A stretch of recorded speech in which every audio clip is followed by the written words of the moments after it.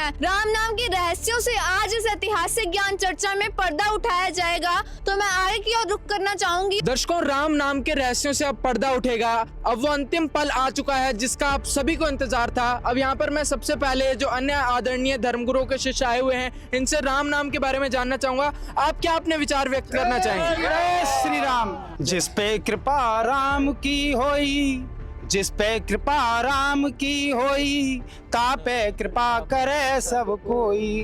राम से बड़ा राम का नाम, इससे बनते बिगड़े काम। बोलो राम राम राम, बोलो श्याम श्याम श्याम, बोलो राम राम राम। जय श्री राम। राम नाम तो इतना बड़ा है कि उसका जाप करने से अहिल्या और ताड़का का भी उद्धार हो गया था।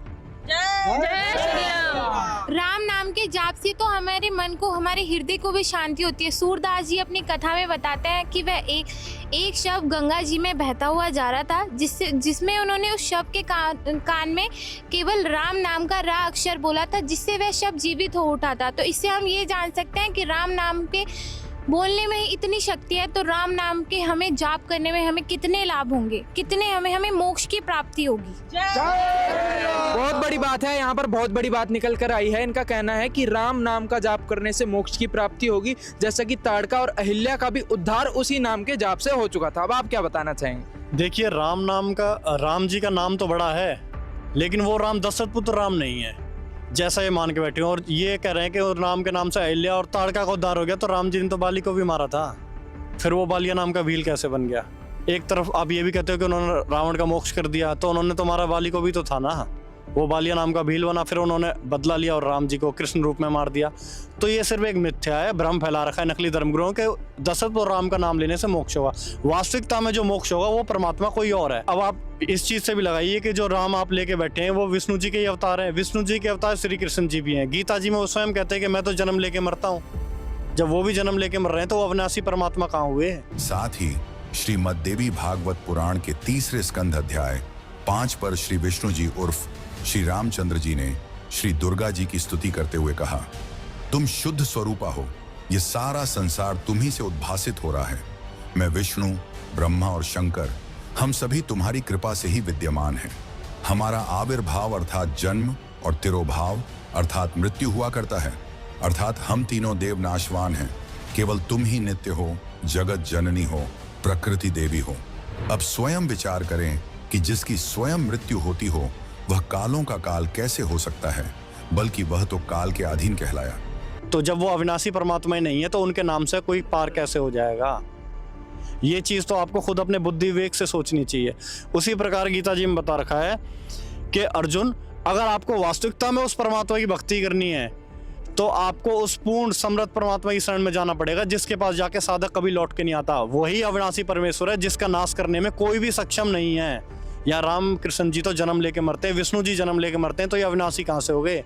इनका तो नाश होता है, तो ये अविनाशी नहीं है। इसलिए आप उस राम को जाने, उस आदि राम को जाने, जिसके बारे में गीता जी ने बताया अध्याय 17 श्लोक 23 में कि ओम तत्सत, कि उस परमात्मा का नाम जपने का जो नाम है वो 3 प्रकार से लिया जाता है। तो आप किस राम का नाम का जाप करते हो? कबीर परमात्मा ने बताया है, तुम कौन राम का जपते जापम तात कटे ना तीनों तापम। क्या आप किस राम का जाप करते हो? दशरथ पुत्र राम का अगर आप जाप करते हो तो उससे तो 3 ताप भी नहीं कट सकते। दर्शकों, बार बार किसी और राम का जिक्र हो रहा है। यहाँ पर कोई और राम बार बार संत रामपाल जी महाराज जी के शिष्य वो दावा कर रहे हैं। आप लोग जानते हैं कौन है वो राम? वो राम दशरथ पुत्र श्री राम के अलावा और कोई दूसरा राम नहीं है। ये बार बार श्री राम पर लांछन लगाने की कोशिश कर रहे हैं। ये समय हो तो सुधर जाओ, समय हो तो सुधर जाओ, वरना आ जाओ राम शरण में। आप अभी भी राम की शरण में आ जाओ, उनकी शरण ग्रहण। राम जी आपको। दर्शकों, यहाँ पर विवाद ये बना हुआ है कि जो ये वाला पक्ष है, जो अन्य आदरणीय धर्मगुरु को मानने वाला पक्ष है, इसका ये कहना है कि जो दशरथ पुत्र राम है वही जो है असली राम है और उनका ही नाम बड़ा है। अब ये वाले पक्ष से हम जानना चाहेंगे आखिर आप किस राम की बात कर रहे हैं और किस राम का नाम बड़ा है, क्या कहना चाहते हैं? पहली बात तो जैसे कि ये लोग भी कह रहे हैं कि राम नाम है सबसे बड़ा, पहली बात तो ये सब जाने कि राम का नाम तो है बड़ा, पर वो किस राम का नाम है बड़ा वह हमें जानना होगा। राम के नाम की महिमा तो हमारे सदग्रंथों में बताई गई है, पर वो कौन से राम की बताई गई है और वो कौन से राम का नाम है बड़ा जिसके नाम का जाप करके सभी लोग तरे हैं। और यानी कि श्री राम जी ने भी उस राम के नाम का जाप करा है, जो कि वास्तविक आदि राम है, जिसका प्रमाण हमारे खुद श्री रामचरितमानस में दिए गए हैं। ये रामचरितमानस जो है गीता प्रेस गोरखपुर से प्रकाशित है। बालकांड का पृष्ठ 30 है। राम एक तापस तारी नाम कोटि खल कुमति सुधारी, यानी कि श्री राम जी ने एक तपस्वी की स्त्री यानी अहिल्या को ही तारा, परंतु नाम ने करोड़ों दुष्टों की बिगड़ी बुद्धि को सुधार दिया। ये दंडक बनु प्रभु कीने सुहावन, जनमन अमित नाम किए पावन, निश्चिर निकर दले रघुनंदन, नामु सखल कली कलुष निकंदन। प्रभु श्री राम जी ने दंडक वन को सुहावना बनाया, यानी कि श्री राम जी ने वन को सुहावना बनाया, परंतु नाम ने असंख्य मनुष्य के मन को पवित्र कर दिया। यानी कि राम राम जपने से हमारा मन पवित्र नहीं होगा, बल्कि हमारा जो मन पवित्र होगा वो आदि राम के नाम के जपने से मन पवित्र होगा। श्री रघुनाथ जी ने राक्षसों के समूह को मारा, परंतु नाम तो कलयुग के सारे पापों की जड़ को उखाड़ने वाला है। यानी कि अगर हम वास्तविक राम के नाम की बात करें तो उस नाम ने जो आज हमारे गुरुजी संत रामपाल जी महाराज जी आदि राम के नाम को बता रहे हैं, यानी कि उस सांकेतिक मंत्र को बता रहे हैं, वो आज कलयुग के सारे पापों की जड़ उखाड़ने वाला है, ना कि राम राम जपने से हमारे पाप दूर हो सकते हैं। उसी के साथ साथ श्री राम जी ने सिर्फ शबरी जटायु आदि उत्तम सेवकों को मुक्ति दी, परंतु आदि राम के नाम ने अनगिनत दुष्टों का उद्धार किया। नाम के गुणों की गाथा वेदों में प्रसिद्ध है। वास्तविक तौर पर आपको अगर हम बताएं, हमारे गुरुजी संत रामपाल जी महाराज जी ने वेदों से भी हमें अवगत कराया है, उस आदि राम की महिमा वेदों में दी गई है। अगर रामचरितमानस में अगर देखा जाए, जब रामचरितमानस में खुद इस चीज़ को दिखाया जा रहा है कि नाम के गुणों की कथा वेदों में प्रसिद्ध है, तो इस साफ तौर पर सिद्ध कर सकते हैं राम जी आए हैं त्रेता में और वेद पहले से ही लिखे जा चुके हैं, तो उस वेदों में उस आदि राम की महिमा है, ना कि त्रेता में आए दशरथ पुत्र श्री राम जी की। आगे की चौपाई देखिएगा। राम सुकंठ विभीषण दो, राखे शरण जान सब को, नाम गरीब अनेक निवाजे, लोक वेद वर विरिध विराजे। यानी कि आदि राम के नाम ने गरीबों पर कृपा की है, ना कि राम जी ने कृपा की। यहाँ साफ तौर रामचरितमानस खुद बता रही है कि राम जी ने सिर्फ सुग्रीव और विभीषण का साथ दिया और अपनी शरण में रखा, परंतु नाम ने अनेकों गरीबों पर कृपा की। उसी के साथ साथ आगे की चौपाई में भी वार्तालाप है कि श्री राम जी ने तो भालू और बंदरों की सेना बटोरी और समुद्र पर पुल बांधने के लिए थोड़ा परिश्रम नहीं किया, परंतु नाम लेते ही संसार समुद्र सूख जाता है। सज्जनगण मन में विचार कीजिए, दोनों में कौन बड़ा है। यहाँ पर भी साफ तौर पर सिद्ध हो जाता है कि श्री राम जी ने तो सिर्फ समुद्र पुल बांधने के लिए सेना और बटोरी, लेकिन नाम ने ही उस समुद्र पुल को बांधा। यहाँ साफ तौर पर आप खुद सोचिए कि श्री रामचरितमानस खुद कह रही है कि मन में विचार कीजिए, यानी कि अब हमें खुद विचार करना होगा कि वास्तविक तौर पर सही क्या है, गलत क्या है। हम रामचरितमानस का अध्ययन कर रहे हैं और उसको अपने जीवन में गहन नहीं कर रहे हैं तो कोई फायदा नहीं है। उसी के साथ साथ आगे भी इसका प्रमाण है, इसमें ये लिखा है कि इस प्रकार नाम ब्रह्म और राम दोनों से बड़ा है, यह वरदान देने वाले को भी वर देने वाला है।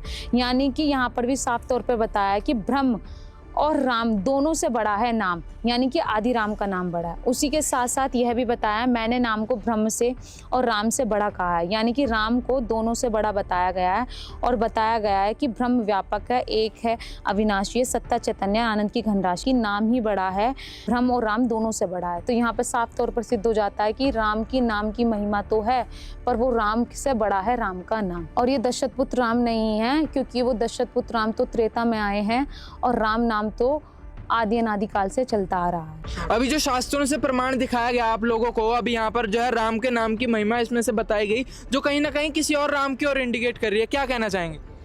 देखिए, राम का नाम तो आदि अनादि काल से ही चला आ रहा है। यहाँ तक कि हिंदू धर्म में श्रेष्ठ माने जाने वाले भगवान शिव जी, वो खुद राम नाम का जाप करते हैं। जी हाँ, बिल्कुल, ये इस बात में बिल्कुल सच्चाई है।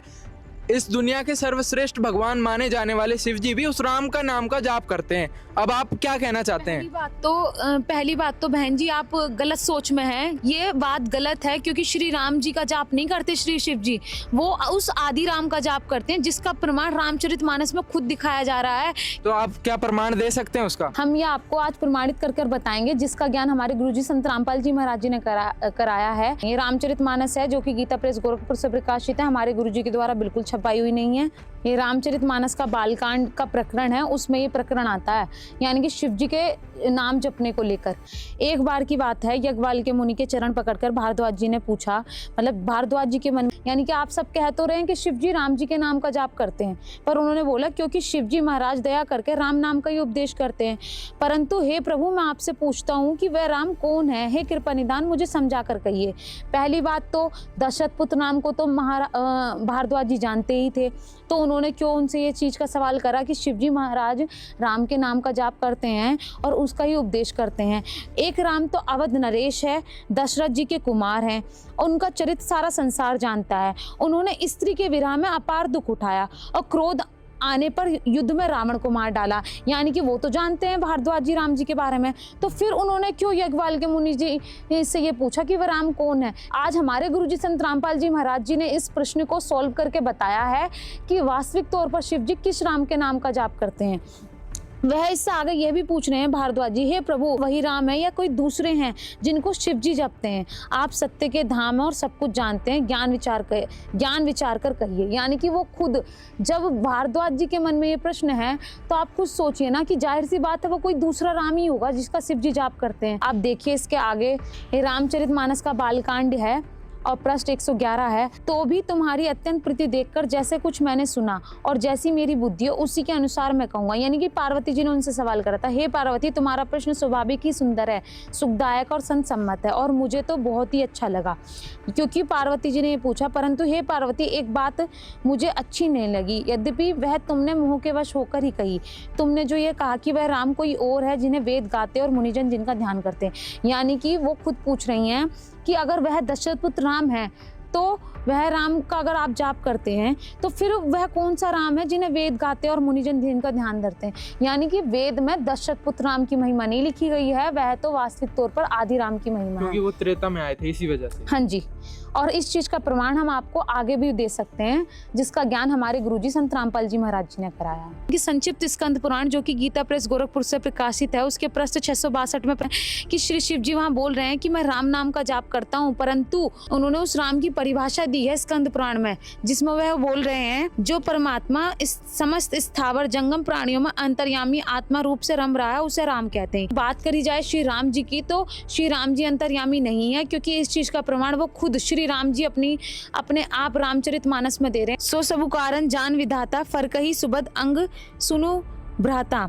उन्होंने ये बोला कि वह सब कारण तो विधाता जाने, किंतु हे भाई सुनो मेरे मंगलदायक अंग फड़क रहे हैं। उन्होंने ये सब चीज बोली, सब कारण जानने वाला विधाता तो कोई और है जिसके हाथ में पकड़ है। उसी के साथ साथ अयोध्या कांड के दोहा नंबर 171 में भी प्रमाण देखने को मिलता है। उन्होंने ये बोला कि मुनिनाथ विलक कर कहा, हे भरत सुनो भावी बड़ी बलवान है, हानि लाभ जीवन मरण और यश अपयश ये सब विधाता के हाथ में है। यानी कि राम जी से बड़े विधाता हैं। अगर राम जी ही बड़े होते और राम जी ही सब कुछ होते तो वो यह चीज क्यों बोल रहे हैं। यहाँ पर साफ तौर पर सिद्ध हो जाता है कि स्थावर जंगम समस्त प्राणियों में रम रहे राम दशरथ पुत्र राम नहीं है, वह तो कोई और राम है, जिसका प्रमाण कबीर शब्दावली में दिया गया है कि वह स्थावर जंगम समस्त जीवों में रम रहा परमात्मा तो कोई और है। कबीर शब्दावली के पृष्ठ 160 में इस चीज का प्रमाण है, जो कि हम आपको बताते हैं। स्थावर और जंगम के जेते जीव जगत मांझ रहो भरपूर, जैसे जड़ जंजीर है ताही ते कहत कबीर 3 अंक जोरी, मोरी और ही लगावो सो आधीर है। यानी कि हाँ वो खुद बता रहे हैं कि स्थावर और जंगम के जेते जीव जगत के भरपूर और सारी जड़ी जंजीर को जो बांध रखा है ताही ते कहत कबीर है। यानी कि वह परमात्मा कोई और नहीं, वह कबीर है। उसी के साथ साथ पृष्ठ 161 में बताया गया है, थलचर स्थावर जंगम जगत मांझ कबीर सबके काया को आधीश है। कबीर मंसूर में भी इस चीज का प्रमाण है। कबीर मंसूर का अध्याय 13, यहाँ पर पार्वती जी ने अपने पति यानी शिव जी से प्रश्न करा, हे स्वामी जी जो 3 अक्षर कबीर हैं वह कबीर कौन है तथा किन देवताओं में से हैं। महादेव जी ने पार्वती जी के किए प्रश्न का उत्तर दिया कि का अर्थ है ब्रह्म, वा का अर्थ है प्रगट और रा का अर्थ है समस्त जीवों में समान रूप से रम रहा, ऐसे को कबीर कहते हैं। और स्कंद पुराण में भी यही चीज़ बताई गई कि जो राम की परिभाषा है वो स्थावर जंगम और समस्त जीवों में रम रहा है। यहाँ पर भी उन्होंने यही चीज़ बोली। साफ तौर पर इस चीज़ से सिद्ध हो जाता है कि श्री शिव जी जिस राम के नाम का जाप कर रहे हैं वह राम कबीर है, ना कि वह दशरथ पुत्र राम है, क्योंकि उन्होंने उस राम की जो परिभाषा वहाँ बताई है वह स्थावर जंगम समस्त जीवों में रम रहा परमात्मा तो कोई और है जिसको राम कहते हैं। वह राम और कोई नहीं, वह कबीर है, कबीर है।